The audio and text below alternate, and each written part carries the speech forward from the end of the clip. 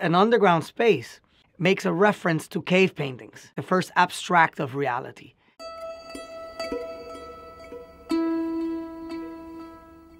One could imagine arriving in this space and that the mural itself had existed in prehistory. It was something that was excavated and found.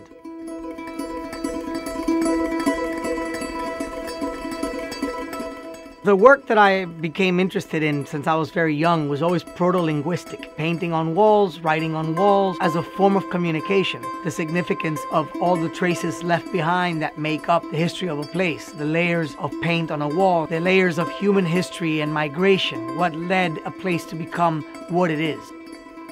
The title of the painting being Amistad América first came to me because I kept thinking about America as a continent, not just as the United States of America, because of the cross streets of the building where the mural sits, which is Martin Luther King Jr. Boulevard and Guadalupe Street. Basically a symbol of what was there before it was the United States. It's a symbol of being Mexico. And Martin Luther King Jr. obviously is a symbol of justice for everyone. Then researching the history of Texas, the name Texas itself comes from the Spanish word Tejas, which comes from the Caddoan language of the Caddo tribe, Taisha.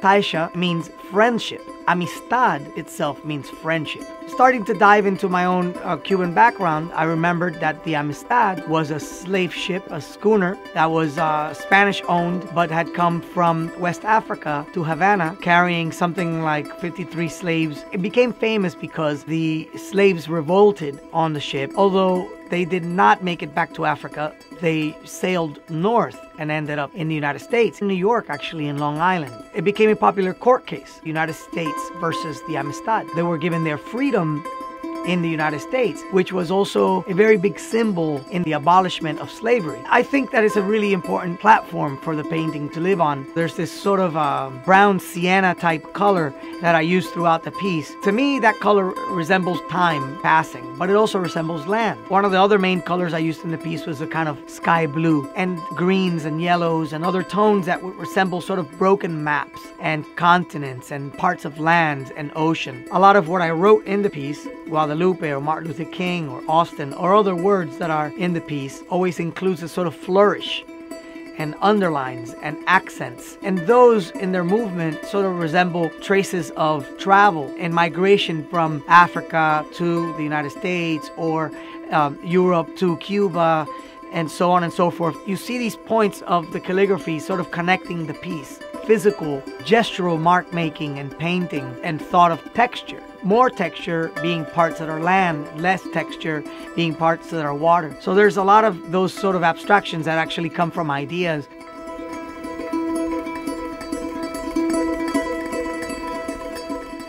So I made a scale model in the studio that is somewhere around 28 feet long by about 4.5 feet tall. From beginning to end, the entire project took about 4 years. The model itself is something that I worked on for about 3 years. I started thinking about making a model because the space itself was under construction. I imagined that a model would allow me to see myself as being maybe, someone that was 5 inches tall.